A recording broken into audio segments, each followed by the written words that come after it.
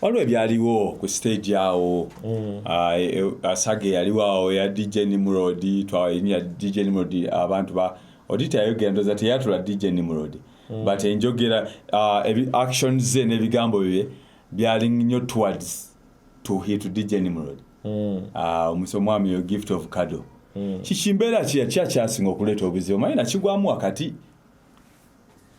nga bwe nagambye ku show saaliwo naye ku bye nawulira Gift of Kado flash yatuuka ewa DJ ndoze ekiseera nekituuka ne bamuyita nti kati jangu oyimbe Gift agamba yali wa kuyimba oba nnyimba simanyi kye bakiriziganya na Nimrod yali avuga show yali Nimrod yeewera nga sheyo I think it was a day before ng'agamba bana abayimbi ne boonobaani mujja kuyimba ennyimba mmeka bbiri olw'obungi bwammwe n'okutaasa time ya show this yaliko abayimbi nga bameka sinza kulimba ne baali bangi jukira Good Life nga yo first and foremost balina collabos nyingi kitegeeza abayimbi baali bangi ogatteko n'abo abatali mu eyo line eyo eyazi collabo so I think it was an issue of buying time so that show tebayita Africa nanti naawe ogimanyi budde bwe butuuka buba butuuse teeka likolerawo kati Nimrod kyesaategeera oba ddala personally yayogera ne Gift n'amugaa nti ogenda yimba ennyimba bbiri awo waliwo obuzibu but he had said it before bwe njogera eraga nti yali kyali kyayogerwa emabega kyesaategeera Gift nga ye yali ayagala kuyimba nnyimba mmeka so coming on the show ojo kimanyi tesajja batugambye tugenda kuyimba ennyimba bbiri naye bwe mba nali mu Good Life kuba ye keesi ye yes Gift yaliyo n'abantu bangi bakyogerako abo yes yaliyo obulamu bwe yabutambuliza nnyo mu Good Life ne music we alina point nti alinga yadinayingibwa time emala nga ye legend wa okuggusa bapioneer bapioneer ati omu ku bapioneers ba Good Life bebagamba naye nze ngamba oba ngambe ntya kati Good Life ne beba nalina collabo singa nalina collabo ne Good Life nga ziwera n'amakumi 20 togenda ziyimba zonna. So to him he felt disrespected. Okuba nti akuba ennyimba bbiri zokka. Ye yawulira nga kyali kyakumuyisaamu maaso. So what made him for the interest of time Gift of Kado kyalina chance eyimba ku bivulu ebinene ebirala bingi. But kino kyali special. It was about Good Life. Bwaba uli ennyimba bbiri ziyimbe zimale eyo lekeramu ne ku balala. Okay, according to his contribution to the Good Life group of family katugambe, do you think it was fair okuba nti ye contribution ye what he claims oba n'abala gye bagamba nti ya contribution gye bagamba gye bategeeza kubaga nti yali amaanyi olowooza ye nga ye okuperforming ennyimba bbiri kyali olawulira nti kyali kisatisfying kyasaamaanyi oba yazimalayo kuba nawuliramu issue nti yatemanga nteme yatemanga nteme ng'alina ebbiri z'ayagala okumalayo saamanya so kati nendeoza 2 songs for Gift ng'aziyimbye bulungi ne ziggumira on that show still kyandiwadde clear. So ennyimba yali asaba zaaki zayimbye mu career ye okuyimba oba ze yalimba mu Good Life nga ye omuntu awo saamanya kyokka simanyi kye baayogeraganya na Nimrod before him coming on stage kubanga oyinza okugamba nti nayimba ne Good Life ennyimba 6 since it's memories of Good Life nayagadde ati performing ennyimba 5 rehearsals baakola mmeka tetumanyi tetwaliyo naye n'ekirala Gift tokambuwala munna. So where did that put him? Timulimu ebintu byendala Gift ayogera naye nga ndaba ayogeza busungu. Manya obusungu olusi bututuma okwogera ekintu nogakala ate asinga nakirese ekyo omuganda atuuka n'agamba asirise teyejjusa. Mulimu byayogera nga ndaba byali tebisaanidde Gift byali tebisaanidde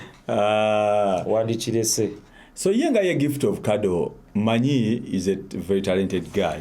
Today ali luddawa mu industry ali ku ki olwaleero. Gift of Kado ndudde omuwuliza naye agamba alina music mungi gwe siwulira bantu gwe siwulira badijje bazannya oba tannamuta simanyi oba alina kya planning ahead I don't know. So nenzo omu kubakkiriza nti Gift of Kado ali talented.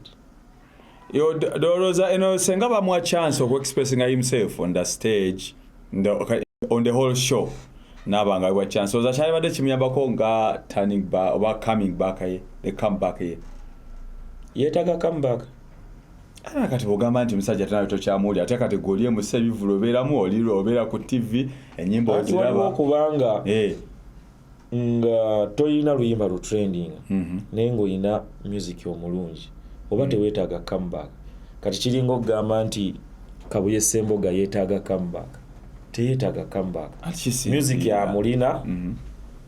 awo kiba up to ye okugamba akanteeyo oluyimba naye tuba tetumusaba comeback. The Dr. Proper enogundi embeera eriwo essaawa zino eyokuba nti nga embeera gyataddewo yali n'ennyimba z'akoze yali anoonya comeback oba yali anoonya kusigala mu kubeera nga kubanga yali abuze n'ebbanga ebyalo wabiraba naye n'amaani akolayo ebipya ebyakola ki ekyo tugiyita comeback tugiyita ki kati nga ggwe kuggwe naye no comeback muntu nga temala gakoleka because I think ne gundi kyetaaga Gift of Kado sirowooza nti yali akola comeback mata ekintu comeback mukimanyi anti katuga ebisinza ku bantu nnyo kiyinza okwetaagisa ate kati industry yaffe we yatuuka kiyinza okwetaagisa ssente mpitirivu okukola comeback mpitirivu bw'ogamba nti kati kuba kati oyinza ogamba nkoze comeback ngenda kukola ennyimba nga 3 5 nga tekunkadde nkole show tuyinza ogamba waayo omusajja yava gye yavudde luno agaseeko enkadde okakkana ekivulu. Come back ain't that easy. Chogamba olwalero kukolera mu buvuyo. Nobody events olwalero. Nagamba nti aleta Gift of Kado. Ngabo aba event organizers kati abasinga abagamba nti basobola okuzza abayimbi abali wansi betwabanga bataliko nnyo sawa zino ne bakola ebivulu ne badda. Senga nobody event olwalero naleta nagamba agenda kukola Gift of Kado. Ekivulu kikuba okisube aso kijja mu sente. Oba ina ya igundi event promoter aliwo bivulu promoter asobola Gift si muyimbi mubi ayina nyimbe ezimala ezituuka ku asobola okumujjamu basobola okusengejja kuba kati ezo zagamba nti nina music mungi tetunamuwulira so asobola ekikulu n'okwekkirizaamu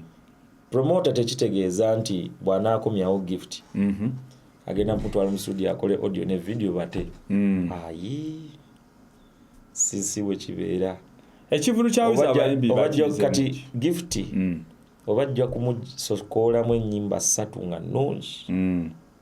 ozipromoting eziwe video ennungi ziwe airplay mala omutambuze ensi yeetooloolemu mwongeremu oluyimba olulala nga lumu oba 2 ekole concert Gift asobola naye alinga nalaba mu kamera alinga atali fine naye muki mental nalaba nga mode gyalimu tayogera nga muntu ali ayina engeri gyavaakaawo gya snapping alinga atali soba bulungi oba ayina ekimutawaanya simanyi abamuli okumpi be basinga okutegeera naye nga nze omwakkiriza nti musajja ali talented asobola coming back why not ekivulu kyembadde nkubuza ekigendo sembayo ku nsonga eno ya Weasel ekivulu kya Weasel olowooza abayimbi ababadde down nga bageza nga bali bayimbi badde b'amaanyi kakwatuba ekyokulabirako era kyaliwanga gundi Dr. Proper abadde agezezaako azze kati waali mu industry waali olowooza abayimbi nga bwe batyo abali abamayi betwa celebrating angedda ne katu chaba celebrating but limelight badde bangaji badde nga bajibaka katono kati we bali olowooza bakiizeemu ekivulu kya Weasel nabona ba Gift of Kado n'abalala bonna abadi betwa celebrating angenya abalina ng'ennyimba ezikuba ekisookera ddala ababasanga ebbali ne babalimba ne ssente amatu mugabawe naye si nnyo sente zityazo otegeeza kati ng'ebizibu muganda waffe bwizo byagwako sinkimanyi waliyo abagamba waayi tuwe show waliwo bwezi tuwe show tulina bwezi nkimanyi bwizo sente ezo yazigoba lwaki yawadde Nobert obudde n'opportunity yatwala obudde bwe n'akaminga down n'amanya tali ku pressure ya kufulumya music yadde nga abantu badde bagimuteekako music gwalina mmala ebigambo ne biyitingana bingi nnyo n'abigumira tebibadde byangu naye olw'okuba yatwala obudde banne obugumiikiriza kintu kikulu nnyo wabitubeesenga byako ne time yayo ate n'okwekkiriza mutobeeraawo ne bakulima nti kati gwe wagwa kati tokyasobola otya wizo nga bamwogeredde bintu n'omuyimbi alina ennyimba ennungi agwa okugwa kitegeezi baba muntu aba ategeeza naffe nze ngamba tukitwala bubi ffe abawagizi tukitwala I don't know why omuwagizi bw'atakuwa manyi omuyimbi bw'atakuwa luyimba mu mwaka n'ogwokubiri oyo yagenda naye nze ndaba nnyo award ceremonies ebweru ogenda n'olaba BET PDD wasemba gy'oli oluyimba lw'olupya naye omusajja ne bamuyita performing n'akuwa performance n'ogamba wow oyinza okugamba abadde atrendinga oba alina oluyimba ku chat naye nga tayina n'olwokuba nti music waabwe akola wali w'amaanyi yali wakabi nnyo asigala akyatambula so twongera okwebaza from wherever you are watching from. Please subscribe to our YouTube channel, that is Itos TV Online on YouTube. Follow us on TikTok, Instagram, Facebook, ne ku Twitter kwetu tutambula mpola mpola era tugamba nti no oba ine ekibuzo kyonna ky'obuuza ne comment yonna gyagala okukomentinga mu kabox wansi awo tubeerawo. Omukulu makanika sebo ayogera wena wagamba watugamba oli makanika wa Benz twagala tumalize yongera okuyisaawo akantu ako gwe motoka yo ka Stephen ekizibu nga ya Germany noonya Kalasimesi munoonyeko ku TikTok kwendi kitegeera ku Instagram okwo kwendi the microphone general ku YouTube kwendi the microphone general kwendi ku Facebook kwendi tubenga tuwayanga tuteekayo ensonga ez'enjawulo ne buno obutambi bwa bukutuuseko naawe oli waddembe okuwa endowoozayo ffe munnaye tetuba na side tetuba na side tuba neutral wabula tuba twagala tunyumirwe tuyige ate tubeere informed